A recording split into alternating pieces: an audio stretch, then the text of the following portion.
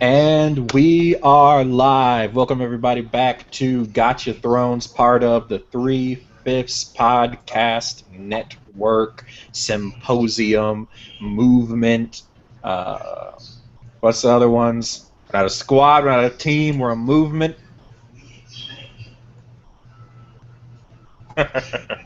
I am, as always, your semi-quasi sort of host at AYRRYK on Twitter, Eric, and joining us once again, we have the Countess at Carmilla Lusta on Twitter. It is CC.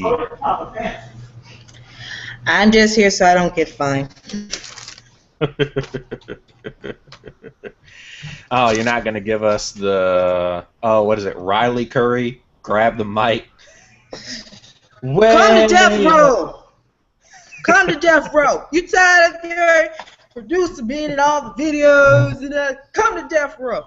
Yes. Way up, I feel blessed. Way up, I feel blessed. Well, once again, we are here to recap Game of Thrones. Obviously, we are a little bit later in the week this time. It is obviously not Monday. It is Thursday, but with the holiday, we made the move to tonight instead to line up our schedules to be able to come on and do the show. Let's knock out some of the housekeeping stuff. You can find us if you are watching live right now or you are watching video. Then you are either watching it from 3fifthspodcast.com or directly through YouTube. Search 3fifths Podcast. If you are listening to us, you can listen to us through 3fifthspodcast.com. You can also listen to us through Stitcher. Search 3fifths Podcast, and you will find us there where the episode's labeled Got Ya Thrones. I think that's it for right now. It hasn't been asked, but I'm sure someday someone will. We are looking at getting onto iTunes as well, but that is something coming down the future. On Stitcher, if you leave us a 5-star review, we will read it on the air. If for whatever reason I do not like your 5-star review, Justin will read it on the air. Because it was his idea, and we follow the Rod and Karen doctrine. So someone will read it. Whether it is us or not is, I guess, the only question. But Justin will probably be funnier and more interesting when he does it, so there is that.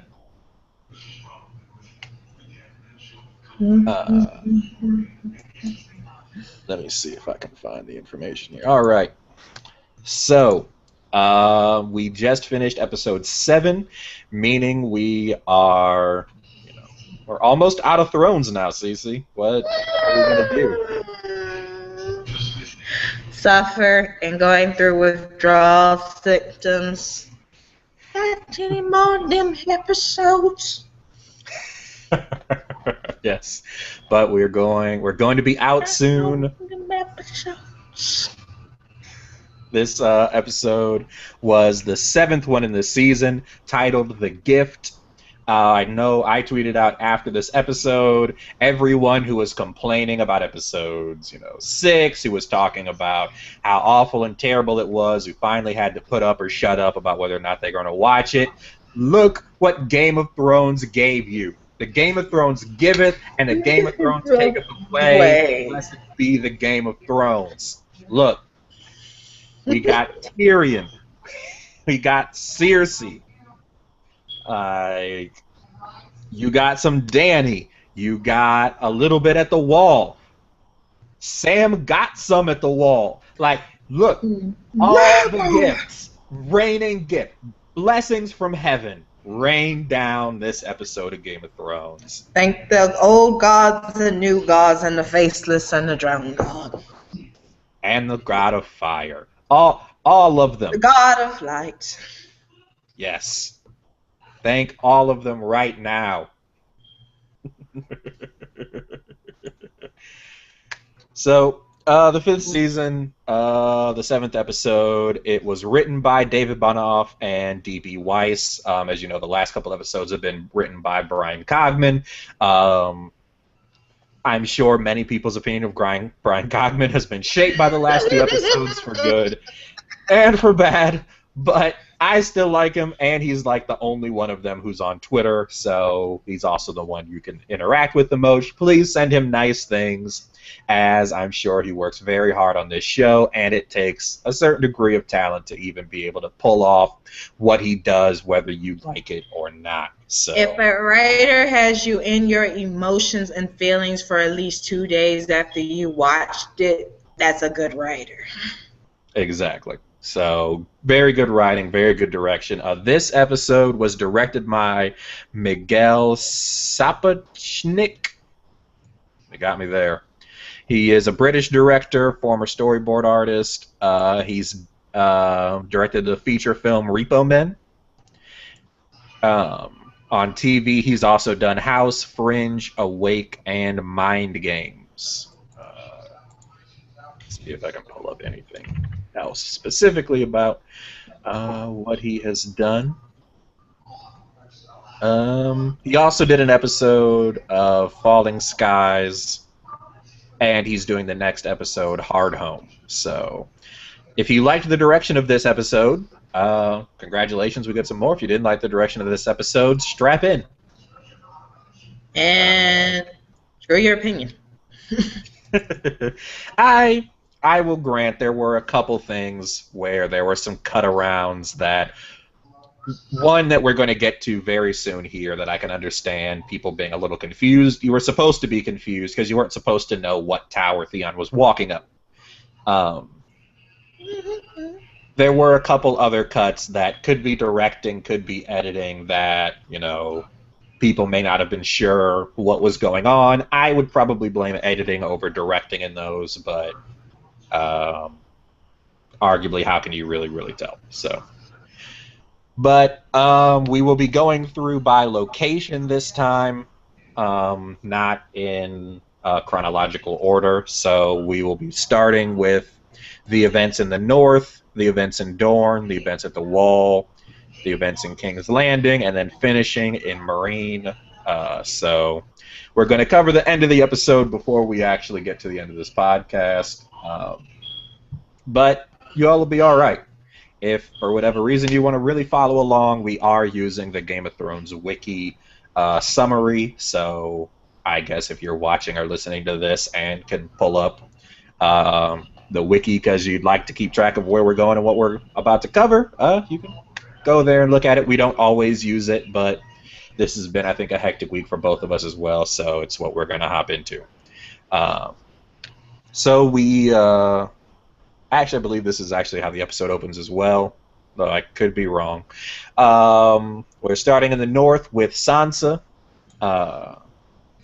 She is asleep in bed. Reek comes in to deliver her food for the day. You can see very clear bruising on her, and she begins to basically kind of badger Reek, badger/beg him into helping her,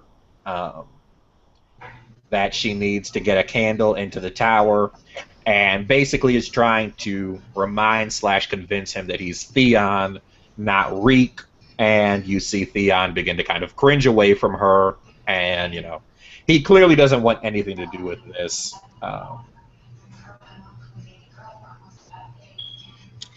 And Sansa is covered in bruises because Ramsay is one little sadistic bastard.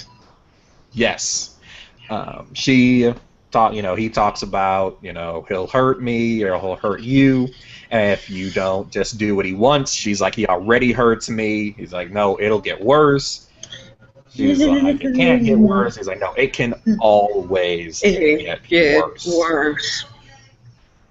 And so she doesn't want to listen and just keeps trying to get him to do it. And so you get this little shot of Theon walking towards the tower that kind of faked people out, when he then goes in and tells Ramsay, hey, she's trying to escape. She's trying to get a message out, which I don't know who was surprised by this. Seriously. Reek has, you can't really call it Stockholm Syndrome because he does not have any affection for Ramsay whatsoever, but utter and total terror. Yeah. And I'm trying to use my abnormal psychology to describe what exactly he has, but yeah.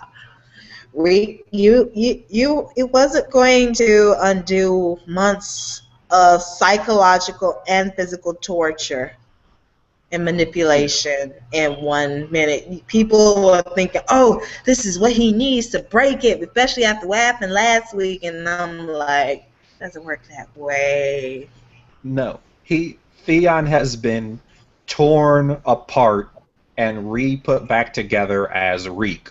In Literally. order for Sansa, like, arguably, Sansa, A, has to convince Reek/Theon that he needs to be fixed, and then has to help rebuild him if she's going to use him. Like, it's almost kind of, I would, in some ways compare it to kind of the military where they talk about, we tear them down to build them back up. Mm-hmm. Like, she has to rip off some of the weakness and then rebuild the Theonness. That is not a quick or easy process, which also means Theon may not be her savior. Like, if she's going to get out of this, it may just mean she cannot depend on Theon to do it. Like, as much as people kind of wanted, after she got raped the last episode, people kind of wanted it to be like, well, it'll be Theon will redeem himself through helping her. No, maybe Theon doesn't redeem himself. Maybe Theon redeems himself doing something different. Maybe she has to figure out a way to save herself in this. Have they been watching the same show the last 5 seasons? Hope springs eternal. God bless. Yeah, like...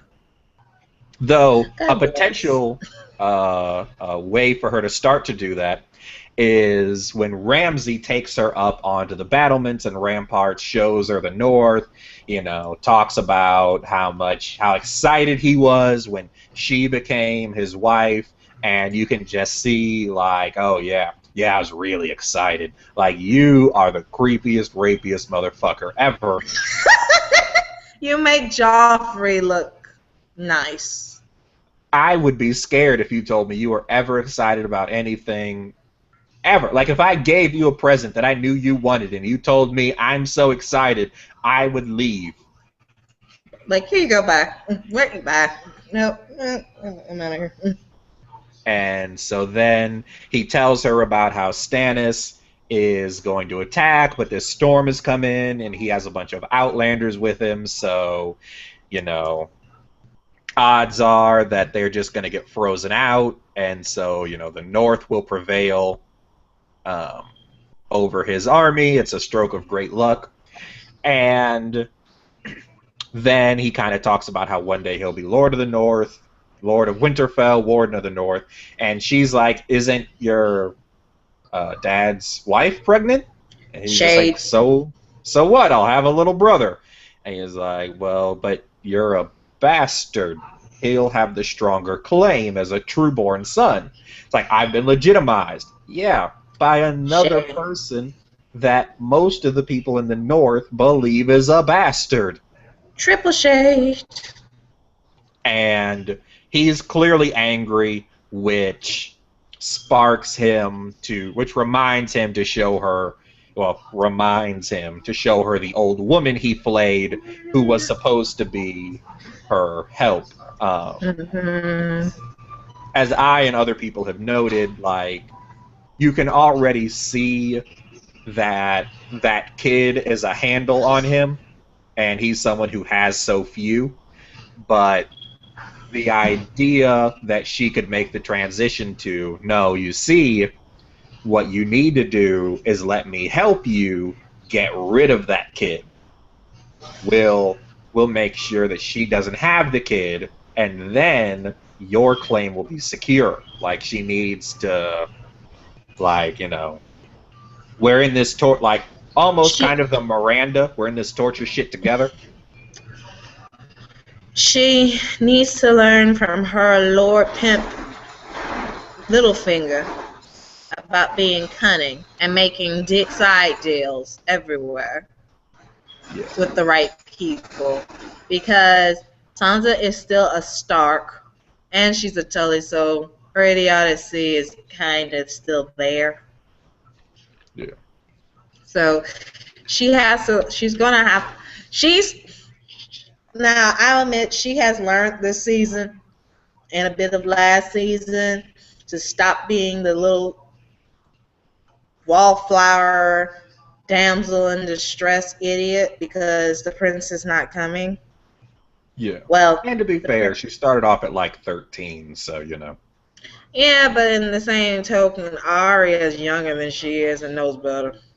Arya's a tomboy, and Arya's made a lot of mistakes. Arya repeatedly got captured. She got like Arya just learned a valuable skill and stick 'em with the pointy end. Like, but she's more of a Brienne, and Brienne has Mhm. almost gotten killed a couple times and had to be saved by other people. Like, Mhm. I think part of what the show does is it also shows you the flaw in Mhm. the way people protect themselves. Yeah. Marjorie was extremely cunning and knew how to play the game, but Mhm. she ended up in a cell. Tywin Lannister was a master at the game and got killed by his crossbow from his son. Like, Mhm. whatever strategy you employ can get, like, you can still catch hands. There's nothing you can do that if someone wants to throw hands, you can still catch These them. hands are rated E for everybody. Yes. And so I think that's kind of the other part is that even Arya was still put in situations where she was in danger. It's just she's been nimble and adjustable enough to continue to get out of them. Sansa's kind of learned a bit slower about what the real world is, and now she's in a situation where, I mean, Marjorie would have a very tough time trying to handle Ramsay. Like, Joffrey was much more controllable than he is Uh-huh. and so, like, we're asking Because someone with less training to try and manipulate someone even more challenging. mhm. So she's This got her is work cut out for her. she does.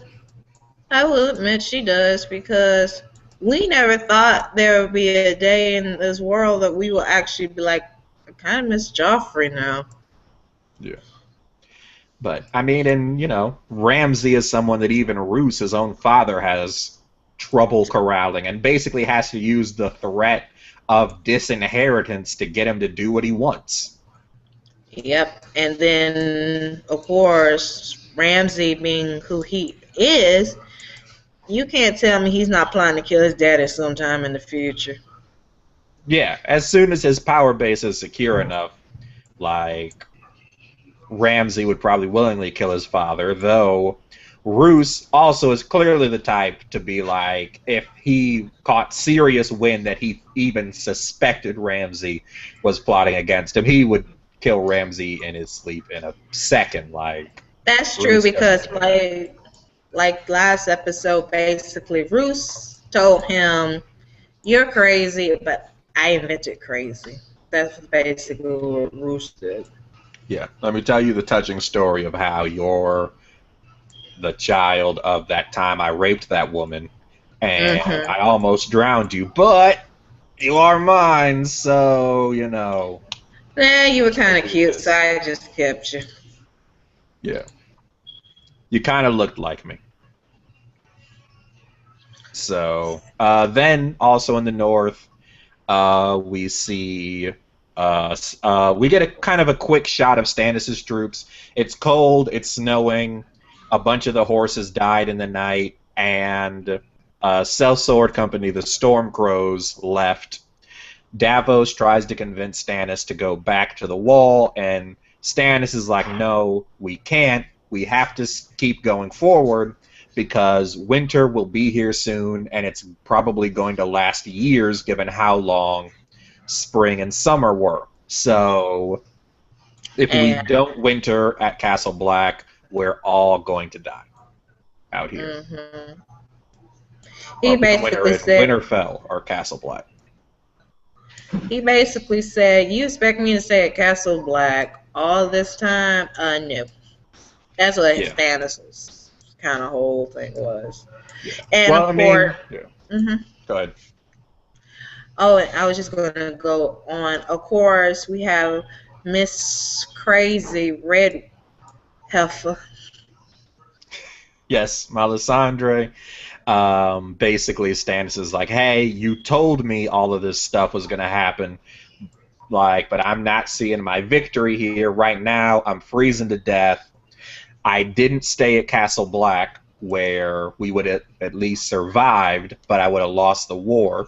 And the way things look now, I'm not gonna take Winterfell, which means I'm just gonna die out here because I need to winter somewhere, and right now we're screwed." And so she's like, "Yeah, but I had the visions, you saw the visions, they're gonna come true. When have I failed you? But hmm I could make extra sure if I got a king's blood sacrifice." And he's like, "Look, Davos set that kid free. We're out of king's blood. There's no store for us to run to. If you haven't noticed, there's a giant storm. I can't just send a dude out to kick up some king's blood." He's like, "Nah, we got king's blood right here. Right Kill your daughter. here. Burn her. Burn your daughter." Burn her. Burn her.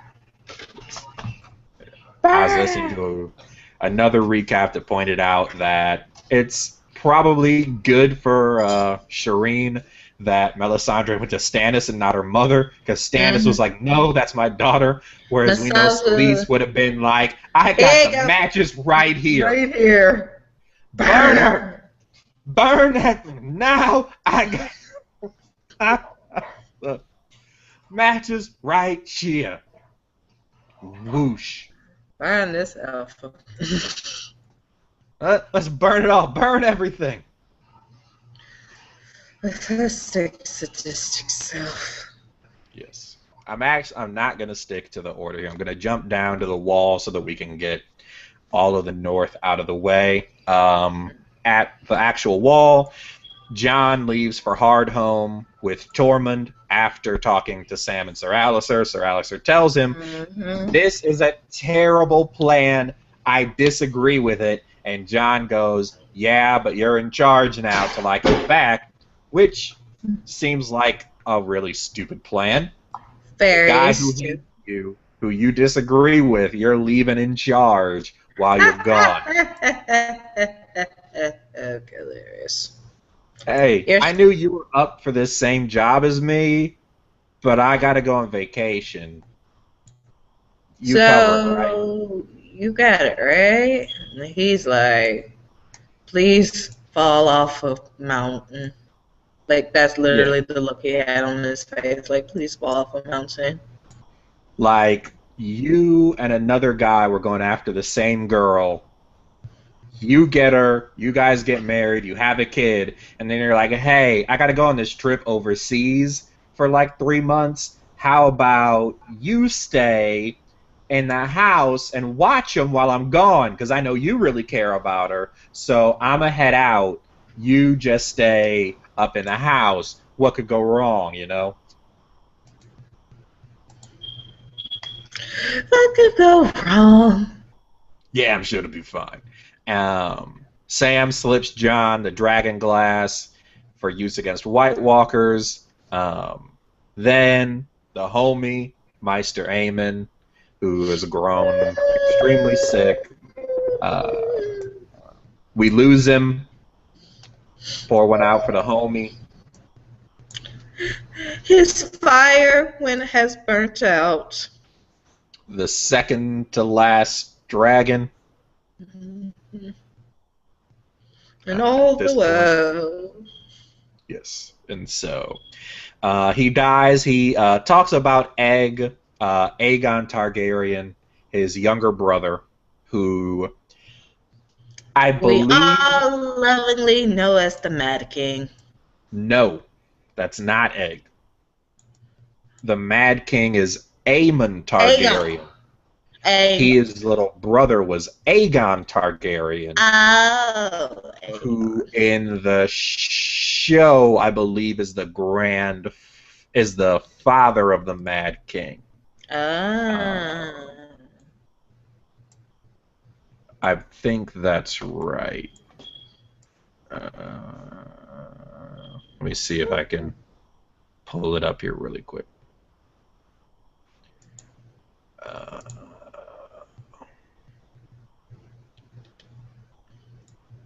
Yes, Aerys Targaryen, the Mad King, was his son. So Aegon had Aerys. Mm-hmm. So Aemon was Aegon's older brother. Aegon, who went by Egg when he was younger, had Aerys the second, and Aerys the second was the father of Mad Dany King. and the Mad King, who ultimately burned a bunch of people alive, helping to spark off the war. So, in a way, you can also blame everything that happened on Aemon holding to his vows and staying with the Citadel instead of taking over rule in King's Landing and fathering children. And that was the smartest thing he could have done because the whole family kind of got killed. I mean, it did get killed, but if he had been in charge and had children, there's nothing to say that a crazy, Targaryen would have taken over. The Targaryen dynasty might have continued if he'd been in charge. I mean, clearly he wasn't crazy, at least so far as we can tell. As far as we know he wasn't crazy. So, I'm just saying, he's kind of to blame for all of this. He's kind of to blame. Sam then gives the eulogy for Aemon and refers to him as the blood of the dragon. Sir Alistair reminds Sam that he's losing all of his friends, and then Gilly gets attacked by two of the Night's Watch. Sam jumps in there and gets his ass kicked. Can't even say he got an A for effort. Wow. Just, oh my goodness. Like, I mean, he stood back up at the end, so that's something, but still. Mm-hmm. That was an ass kicking. Finally, Ghost comes in at the end, like... Ghost comes in like a black dad from, like, upstairs, like... Who's in here tearing up my living room? Making all this noise. Told y'all to play quietly. Keep it down. Yeah, I'm making all this noise and doing on my house. Watching the game. Then he goes back upstairs and goes back to sleep. Like, he wasn't watching no football game. He was asleep. But he's going to act like he was watching any part of the game. Like, he just kind of woke up on that. Hey, I was watching that. They just needed a touchdown. Game's been off for 2 hours. Ghost, go. Fine. I'll turn back. So, Ghost comes into the rescue. Killer. Yes. Ghost comes into the rescue. Gilly patches Sam up. And she's kind of like, hey, I need to go get more water. But before I go, you need to cut this out. Just promise me if anything happens, you'll take care of little Sam. And, just don't do anything stupid. Because you got to keep in mind, Gilly is the likely inbred daughter of Craster. And we know that Craster slept with all of his daughters. And so... And his granddaughters. And granddaughters. So we know that Gilly has been attacked likely repeatedly before. And so she's kind of like, look, I grew up with this. I'll deal. You just don't get killed over it. And if anything happens to me, take care of the baby. And Sam is just like, nah, I'm going to take care of the kid. And you, girl, I'm your light-skinned gardener. I love me some Jesus, and I love I me love some me you. some you. I love me I some used to always be light-skinned just for you. you. Um, And of course, he did. What happens is what we would have wanted when Grey Worm woke up, but well, Grey Worm's missing unfortunately, some parts, like that's what I said. That's what I'm saying. We would have wanted that when Grey Worm woke up, but unfortunately, he lacks equipment. yes, So Sam finally gets some. Yes. yes. I tweeted this out, and it's probably been one of my more popular ones. Was Gilly hitting Sam with the "Am I hurting you?" right before his first time. Like, such a great little nod to all the discussions about the show and everything that's happening, and Sam losing his virginity. She's obviously referencing, like, is her kissing him, hurting his lips, but it's still such a great moment as she's leaning over top of him. Am I hurting you? And so we, like, you kind of get that moment. Um, Mm-hmm. I found it hilarious when Rod was talking about he was waiting for the think pieces on this one. Rod from The Black Guy Who Tips, another great podcast, because he was like, look, we had all that stuff about Sansa before. Sam clearly has a concussion. There's no way we can He can presume that properly he can consent. legally properly consent. Where's the think pieces? Where's the outrage? She took Doesn't advantage count. of that poor man. Doesn't count here. And then some people were just like, "Nah, man, Sam really liked it." Blah blah. Like, quit ruining the joke. Like, stop being well. Actually, shut up. Yes. Listen to the Well, joke. actually, Twitter showed up. So, but Sam finally got some. We were all happy for Sam. Though he tried to fight two of his boys and has now had sex, breaking a bunch of vows all at once. So we'll see how that works out for him.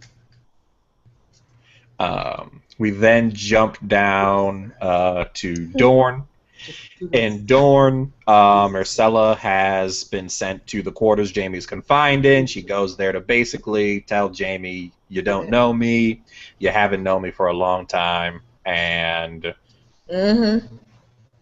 I don't even know why you're here, and I want to stay here and marry Tristan, not go back to King's Landing. And Jaime's just like, oh my goodness, you're right, I don't know my daughter. You don't know you're my daughter because you think I'm your uncle, and so maybe I shouldn't know you that well because we're not really that close. But yeah, we can presume there's still more that's going to happen here because we can't imagine that Jaime and Bronn are now just going to pick up and leave because Myrcella said she wants to stay and marry Tristan. Like, Oh, speaking of which, does this whole little speech she did sound familiar to anybody?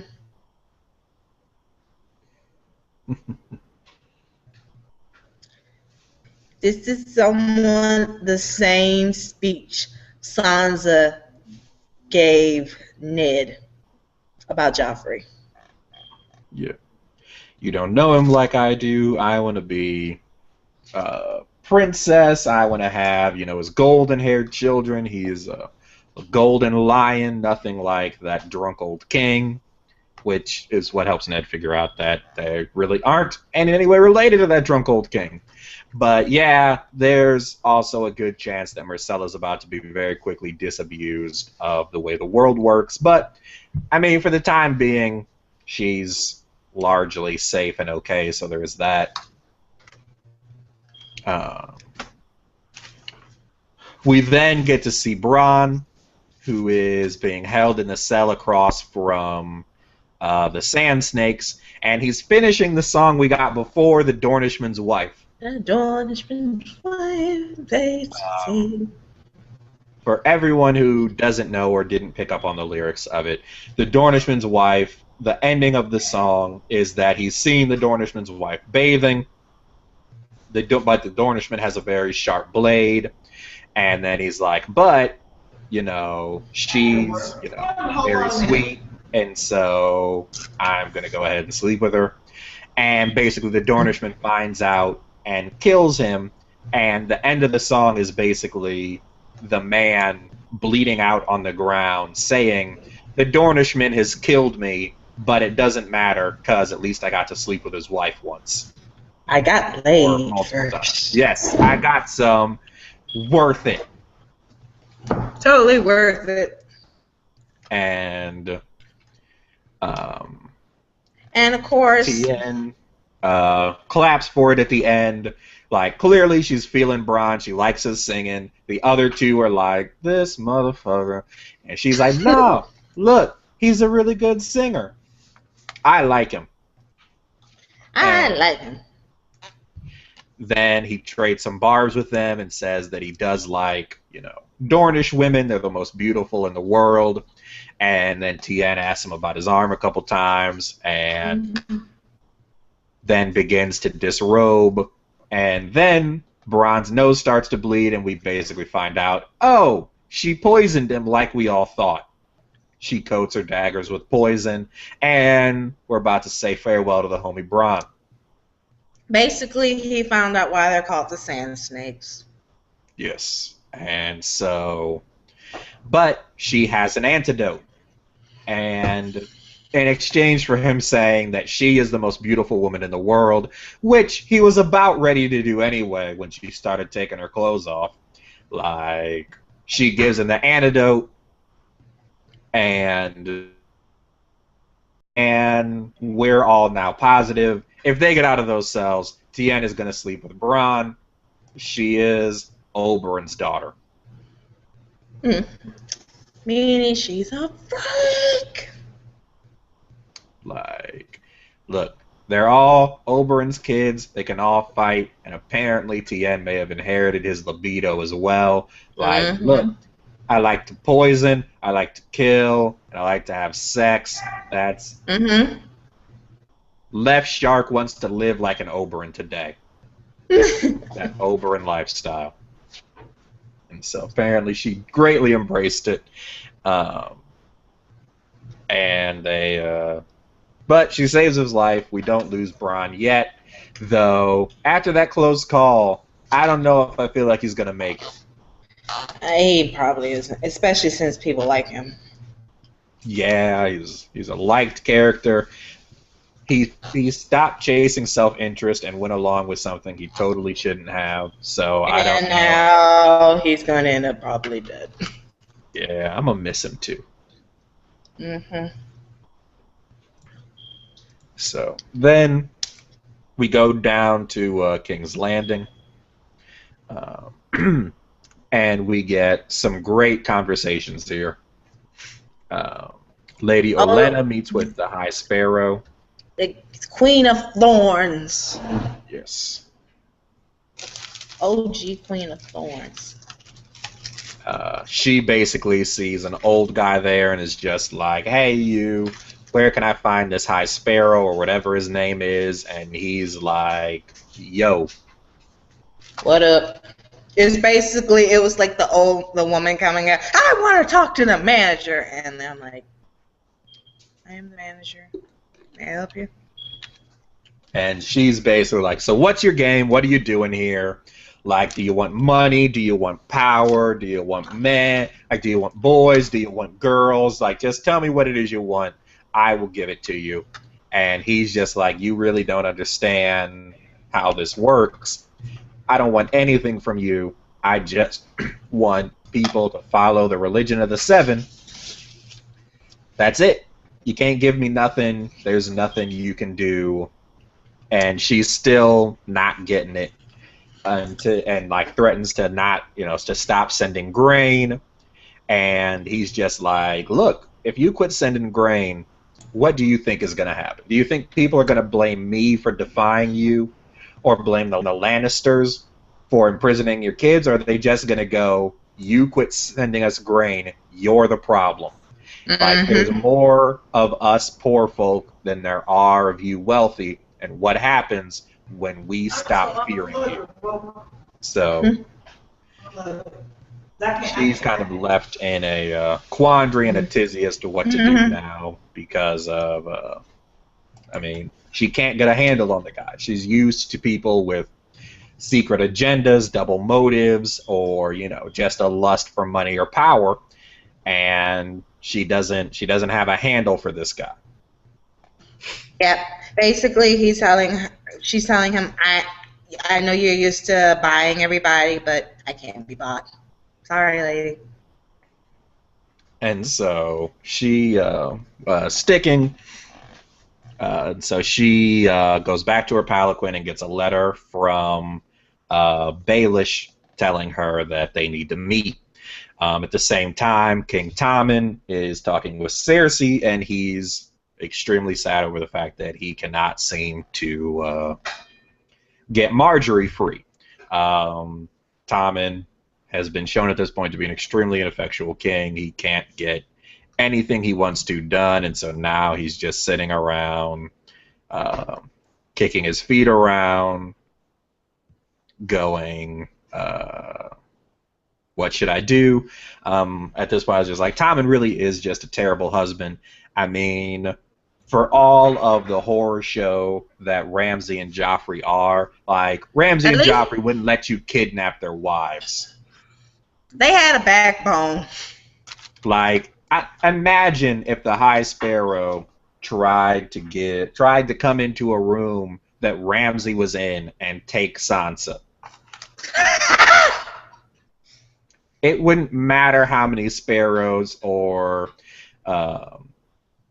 poor fellows or knights were in the room. He would kill and flay everyone. He was like, oh, sparrows. You know what sparrows need to be? Up high. Row of skins and bodies everywhere. Yeah. And Joffrey, they said, you taking my wife? Spiked heads everywhere. Well, Joffrey would have cut his way into the step the first time, like, oh, he's too busy to see me. Let me clear his schedule. True. So, like, all of that also, like, Tommen really is just such a horribly ineffectual kid. He's a sweet kid, but he's pretty stupid, and he's completely ineffective. That's what his grandfather loved about him. See, Tommen is the perfect puppet king. Yeah. But the problem is who's pulling the strings right now is Cersei, who don't know what she's doing. Well, she thinks she knows what she's doing, which is even worse. Like, if she didn't know what she was doing and she knew it, it would be one thing. The fact that she thinks she has it all in hand when she doesn't is arguably even more dangerous. Cersei's main thing is she's more focused on being petty, and and so scared that a new, prettier, younger woman, aka Margaery, is coming in, and now everybody likes Margaery. She's basically the popular girl who's about to graduate, and this new girl transfers in, and everybody likes her. Well, you also have to keep in mind that the popular girl also got a prophecy that you're going to be deposed by the prettier girl and lose everything, and you and your kids will die. So she's not just, like, obviously we all know you can't try to stop the prophecy because trying to stop the prophecy always makes it come true. But Cersei doesn't know what's happening in Meereen. She only knows about Margaery. And so as far as she's concerned, Margaery is the prettier queen who's going to cast her down. And she's going to also project onto her that she's going to be the one to get, at the very least, Tommen killed. And so she's trying to stop Tommen from being killed and keep herself in power. But she's obviously screwing both up. Not necessarily, because if we remember from the prophecy, Cersei was a little bitch then. Well, she was. No, I'm not saying that Cersei would be a nice person or that Cersei wouldn't still be petty. I'm saying that you need to keep in mind she's already petty And now she thinks Marjorie is the person who's going to F up her whole life. So basically, she's petty and paranoid. Yes, she's like super petty. And she's a drunk. And an alcoholic. Mm-hmm. So then Tommen basically agrees to let Cersei talk to the High Sparrow again, because that's worked out so well before. Like, her talking to the High Sparrow is how they got armed again. It's how your wife got kidnapped. It's how her brother got locked up. Like, why would you send her back there again? Nothing good comes from her talking to that High Sparrow. It's just like, poor Tommen, he has not put the pieces together. Every time your mom has gotten in contact with the High Sparrow, something bad happens. Like, but everything goes wrong, and he just let it happen. Mm-hmm. So it's like, oh, you poor lovable idiot. Yeah. So then we jump to Littlefinger meeting with Olenna in a ransacked whorehouse, where they have a nice talk. Olenna talks about the fact that both of them helped murder Joffrey, as well as references the fact that she's pretty sure Littlefinger's very happy to force her to meet in one of his whorehouses. People have noted it's the same thing he did to Kat and Ned, where he hid her in a whorehouse and then made Ned come to get her. And we could also be learning something about Littlefinger's views on women, though he is also a pimp, so, you know, there's that. Yeah. And there's also no indication that he respects men either, so I don't know if we can call him a misogynist so much as just an asshole. Littlefinger's a narcissist. Yes. He only cares about narcissist. Yes, but he's a narcissist who has a lot of information. And so after Olenna threatens to take his house down, he explains, look, I had to help Cersei. She called me back here specifically. I can't refuse her summons or it'll be suspicious. And I had to give her something. So I gave her the prostitute who slept with Loras. But I have a gift for you too. And as we all know, that other handsome young man is Loras, who, not Loras, is... his name's Loras. Lancel. Lancel, yes. Lancel. Lancel Lannister, who has defected and joined the religious order. Yes. Well, he's something a little different. I'm sorry, I'm completely blanking on what they're called. They're the no, not the Sons of the Harpies Marine. The Faith Militant. The Faith Militant, that's what it is. Yes. He's joined the Faith Militant branch of though he's also affiliated with the Sparrows, which are a bit more informal of a group than the Faith Militant. So Cersei goes to meet with Marjorie, brings her leftovers, which came to gloat. Yeah, she comes to gloat, and Marjorie's basically like, you know, screw you and the horse you rode in on. I'm not here for this bullshit. I know this is all your fault. I know you did all this to me because you're petty, and that's why. But you're so cold, manipulative, and petty. That's why it was so easy to manipulate your son, because he was starved for any kind of affection. And Cersei instead of a cold, heartless goat. Yes, and Cersei's just kind of like, well, you're still mad, but the legal process will play out, and you know, you'll see. We'll try to get you out of here. Like, this is just wholly unacceptable. I'll go talk to the High Sparrow. And Marge is like, bitch, please get out of here. Yes. So she goes to talk to the High Sparrow, and the first thing she's like, well, you know, those conditions are fine. Like, she is a sinner. Leave her in there. It's all good.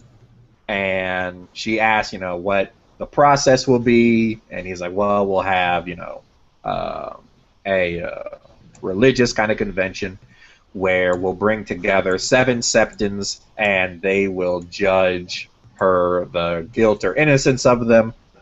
And then they'll be sentenced according to the 7. If they confess ahead of time, then based off of the offenses, the strength of their confession, the strength of their repentance, as well as other actions will determine their punishment. And as we know, Marjorie has spent a lot of time courting the people. Mm-hmm. She is the one who wanted to give away more food, who wanted to, basically support and build up people. Obviously, she was trying to win over the masses to help shore up Joffrey's reign, but she has a much better rapport among the people than someone like, say, Cersei, which will become very relevant to Cersei soon. As the High Septon begins a long speech, not a kind of long speech, about the purity of the faith of the people who built the chapel that they're standing in, and that, the Sept of Baelor is very beautiful, but that the Sept down there, like, it's pure, it's honest. These people weren't trying to get accolades or have their names known. They just wanted to worship. And when you strip away all the finery, what you have left is this. And, we've stripped away House Tyrell's finery, and all they have left are all their, terrible sins that we're going to punish them for. And then he turns to Cersei. I wonder what will happen when we strip away your finery. And he brings out Brother Lancel, and Cersei sees the jig is way, way up in the air, but it's too late. Jig is past Pluto right now. So, but you notice how, like, when he's talking through it, you can see her expression is just like, oh yeah, because she's still gloating. Basically, It's like someone mentioned, I think it was, what's his name? Rod. It was either Rod or Chris from Insanity Report. He was saying, like, she basically was doing a victory dance on the 5-yard line. Yeah, no, she's running towards the end zone, and she flips the ball back behind her before her foot actually gets into the end zone, and turns the ball over for the other team to run it back for a touchdown. Like, she was so close, but you lose focus in this game for 1 minute, and boom, you get blown up. The Septas come in and grab her and lock her into a cell, while Cersei yells all kinds of threats and shouts at people, "You can't do this. I'm the queen," just like Marjorie was yelling.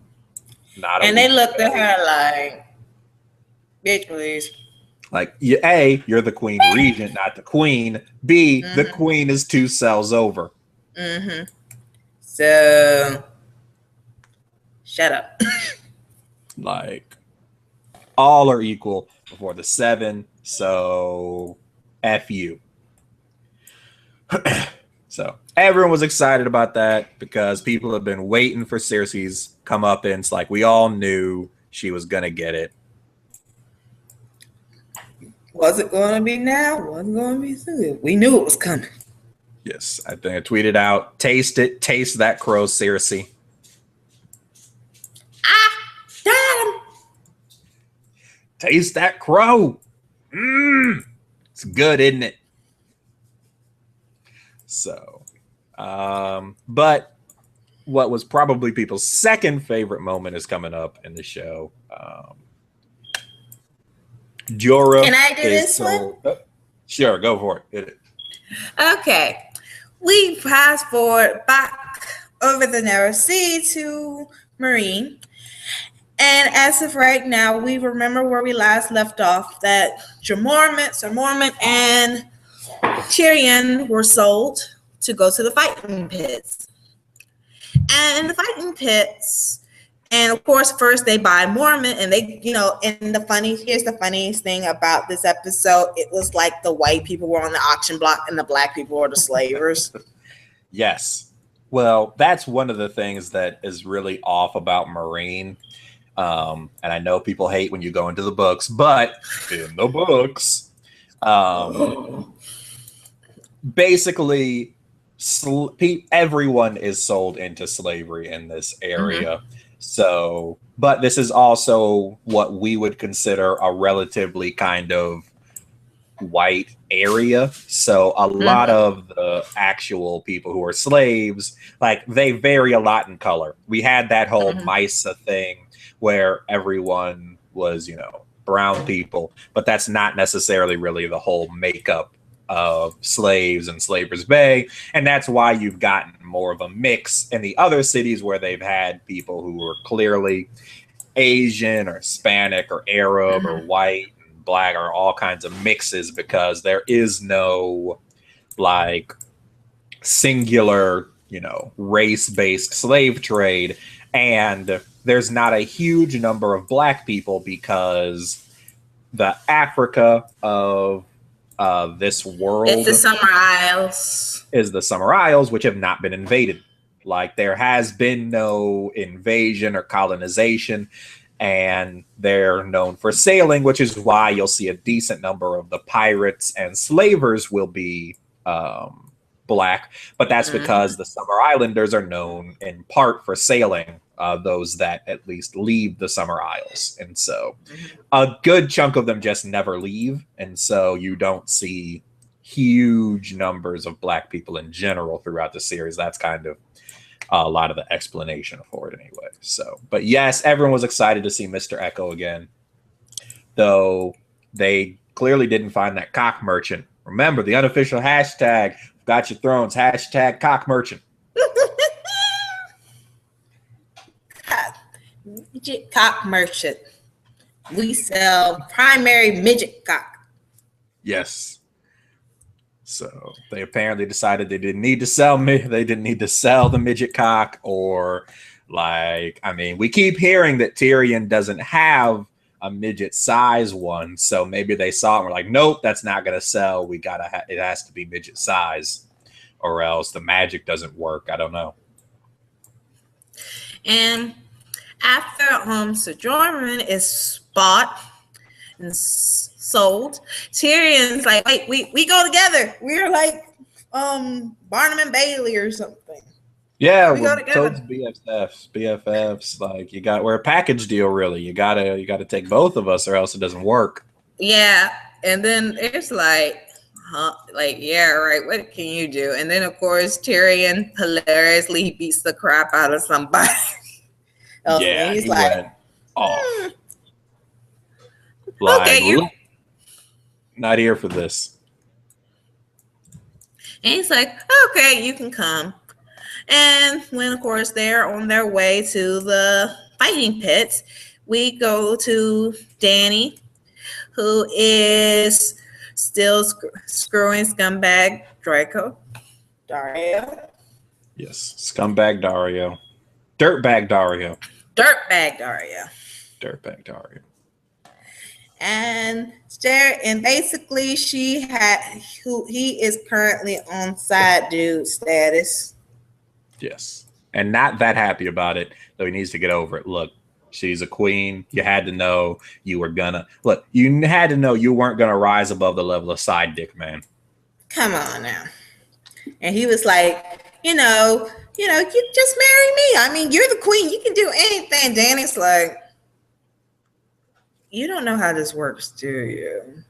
Like, I can't do whatever I want. And even if I could do whatever I wanted, why would I marry you? Hello. And so she's like, and his darn knows it's a political marriage. Like, I'm not putting him in my bed. And I was sitting there like, look, I've read enough history books and seen enough Game of Thrones to know you have to sleep with him once or the marriage doesn't count.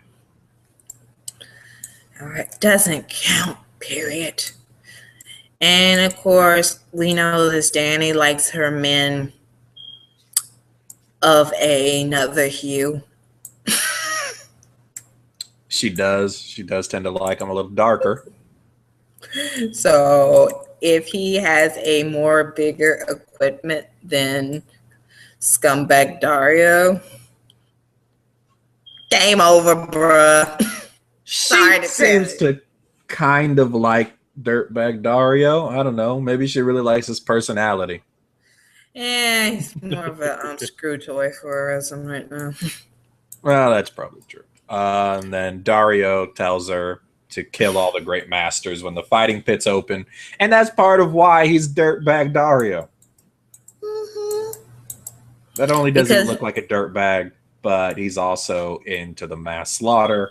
Not that he's mm-hmm. not necessarily right that it wouldn't, solve all our problems, but he is kind of recommending that you just kill off large groups of your citizens with a little or no evidence.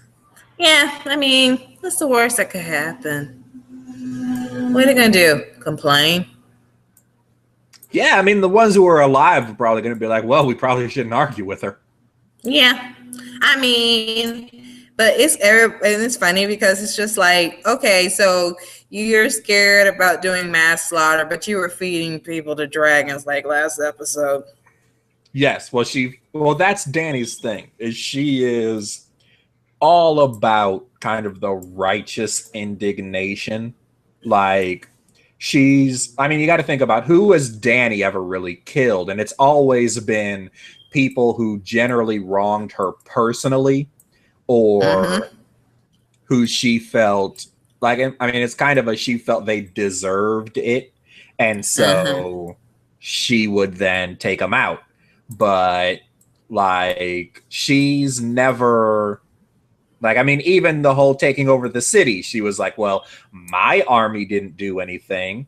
We just sent a few people in. They revolted and did all that killing and stuff. Then I came in and took over. I didn't lead that slaughter. Like, she's just been this kind of, I'm just going to stand back here and let stuff happen. And, Yeah, and then I'll come in after it's over with, like, oh my goodness, that happened. I mean, I didn't give them guns or anything. I just may have dropped it, and they found it, and they shot you. But hey, yes, when the great masters crucified all those kids, she comes in and then crucifies a bunch of them. But then as soon as his daughter is like, well, some of them weren't that bad, and I'd like to bury my father in the traditional way, then she relents, because it's not about, in her case, necessarily even justice. It's not about bloodthirst.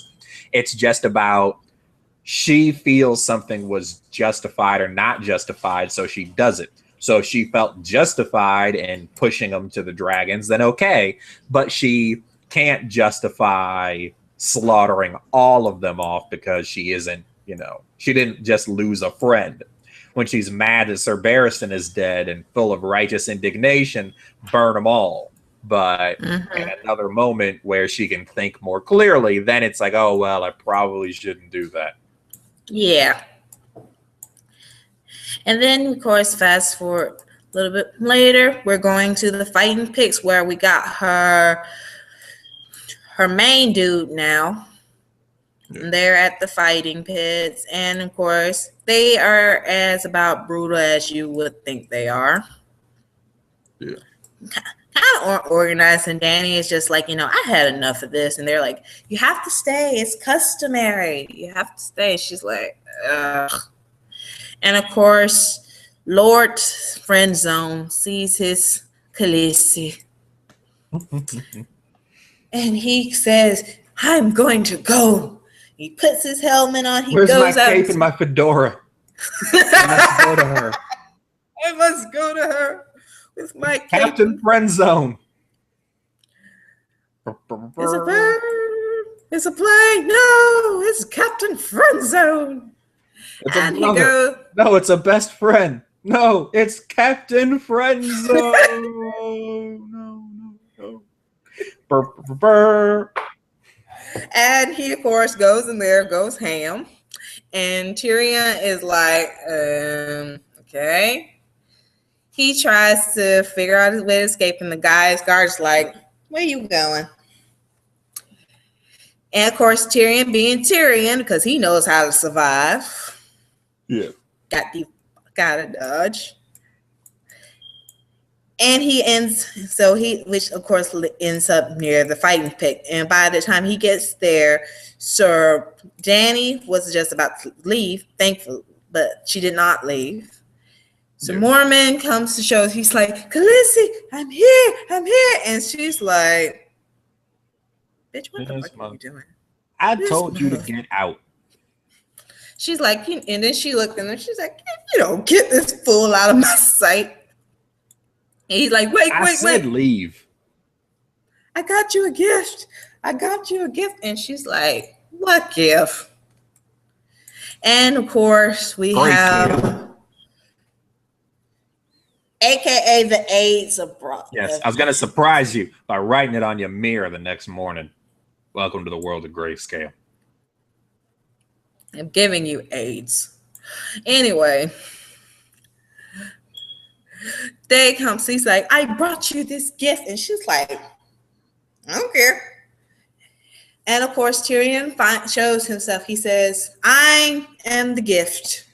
You bought me a little person? You know I hate slavery, Jorah. Why did you get me a person?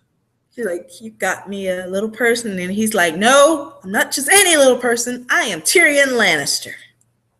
Now she's intrigued because she knows the name Lannister because they betrayed her family.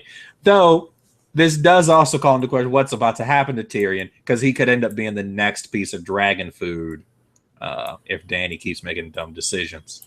Mm-hmm. All right. Hopefully she, and then of course that's where that part ends for the show, because so we got Cersei locked up. Clank, clank. They won't let me out. Locked up. They won't let me out. Got Cersei on lockdown. Tyrion meets a lion meets a dragon. Yeah. And Sam gets laid finally. Yes. So that's where we finish up kind of the recap. Looking forward to the next episode. I know in the previews, we do see that we're going to at least spend a little time with Dany because we at least get some reference to her having to decide what to initially do with Jorah and Tyrion. And there seems to be a clear suggestion that Jorah is not going to make out well in what's about to happen.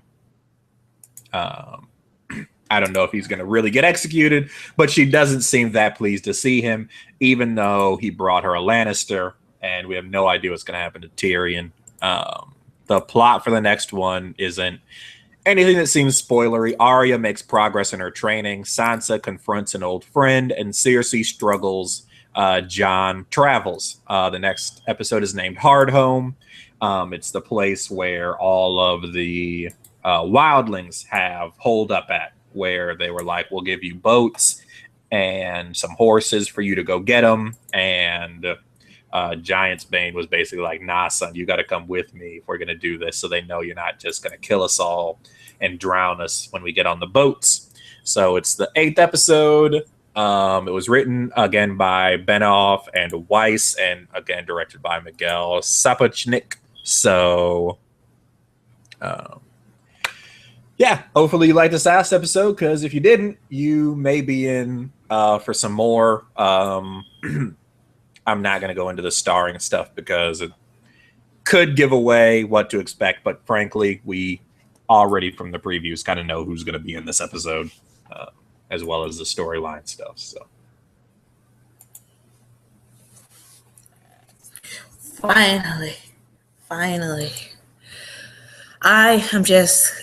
we get to see Cersei in rags next episode.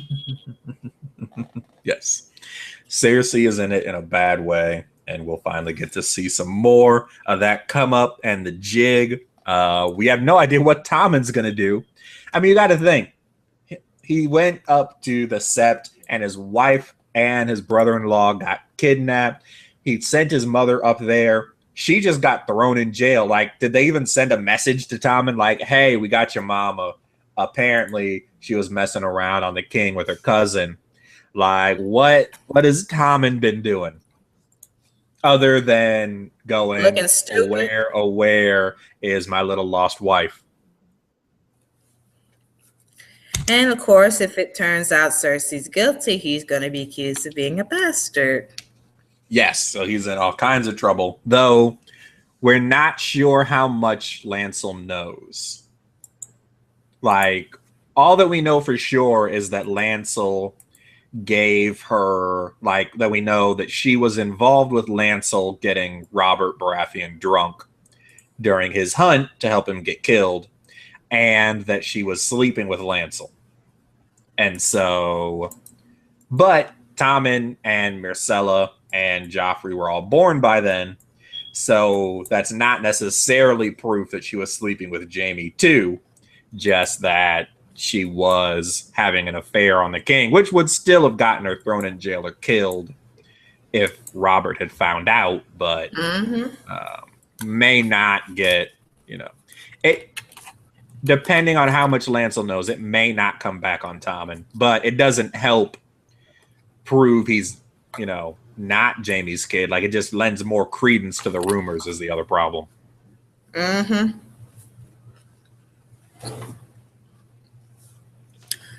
And of course, that just means one, she's guilty of incest, she's guilty of adultery, and this just shows why the freak are you messing with ISIS when you know good and damn well. She thought she had control of them.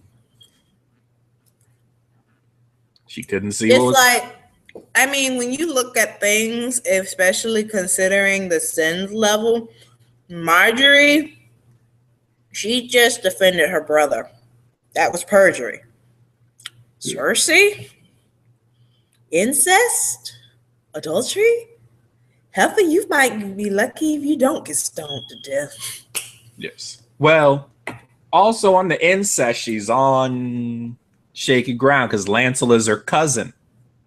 Mm-hmm. They are first cousins, but she might be able to get by on that to just adultery because first, second cousins might not have been as, uncommon in Westeros. It may have been based a bit more, So she might actually be able to get away with just adultery. Just thought about something. Mm-hmm. The Targaryens, they did a lot of incestuous stuff. Yes. And that was part of why the Targaryens got rid of the Faith Militant. Because they were breaking all those rules. And so... And of course, you don't argue with the people with dragons, so... Yeah. So she actually has a decent defense against incest as long as no one can prove she slept with Jaime, who won't be there for them to make him testify, but also won't be there, to lie for her. So, you got that problem too. And but Lancel, he is. I know Littlefinger said he had a gift for her. However, I know some people think it was for Olena. They thought it was Lancel, but we don't know what Littlefinger knows. Yeah, we don't know how much Littlefinger does know. So actually, we do know that Ned to some degree discussed the evidence with Baelish as far as being able to prove that Tommen was not that Tommen, Joffrey, and Myrcella were not Robert Baratheons. But we also know that Baelish is still to some degree in bed with Cersei. Remember, his deal with Olenna was to kill Joffrey, and now Olenna's making him help her get revenge on Cersei / try to get Marjorie and Loras out of jail. But he still needs Tommen or whoever is king if he wants to get if he wants to become Warden of the North when he marches the Knights of the Eyrie up there. So he can't just wipe out the Lannisters because that will go against what everyone needs. Yes, because his only allies outside of that are the Tyrells, who don't have any solid claim on the throne other than possession if the Lannisters go down. And he's in bed with, Bolton, who may or may not get wiped out by Stannis. So till Tommen signs that decree making him Warden of the North, all of his legitimacy still comes from the Lannisters, and no one else has, a solid claim on control of the throne. So he can't yet afford to just wipe out the Lannisters by proving the kids aren't Baratheons. But by the same token, he has to help take them down a peg because they got him and everybody else hemmed up. Mm-hmm. And because I know Baelish probably, when he found out about Cersei getting, he's like, this bitch, I guess go fix this shit. So, yeah, we got plots within plots. We got all that come up, and now we have 3 episodes left. The season has been great so far. I know I'm looking forward to seeing what happens now in just a few short days. Usually we have, almost, you have basically a week until the next episode. This time we only have a handful of days. So we can also be excited about that. Though next week, assuming it fits for both of our schedules going forward, I believe we're still planning on doing Mondays. Yeah. So next week we will be back at our normal time on Mondays at 9, 8 Central. Let me check what the time would be, because we do have one more kind of announcement-y thing. I believe it's the 21st, because the 14th should be the last episode, and then the 21st, and then so the 22nd will be our last episode of GoTYaThrones. Yes, that is a week after the finale. The finale should be on the 14th, which means we will do a show on the 15th. And then on the 22nd, instead of doing a show here on YouTube, we will be doing a show over on Spreecast. We will get links put up. We will get links sent out. But we will basically be doing a recap of the whole season, as well as a Q&A. Spreecast has a live chat room that we can see, as well as a question and answer functionality so that people can ask us questions. And we're just going to go over the entire season, what non-spoilery differences from the books that we can talk about, just general kind of background information, take, whatever questions you all may have or want answered. And so we will go into all of that, but that will be on Monday. It'll be around the 22nd. We'll make sure to schedule and get the days and everything out to you, but keep an eye out for that. Yes, and we'll be doing that on Spreecast, not YouTube, but the rest of this season of recaps will be here on YouTube. So keep an eye out for those for the next couple of weeks. And we will also, part of the Spreecast, we might do like not just the book, but also like the folklore. Like talk about the children, the god of light, the drowned god, just basically the little backgrounds on all the families and the different religions and customs. Yes. Westeros. So we'll try to get into all of that. The show may or may not. That one may or may not run a little bit longer.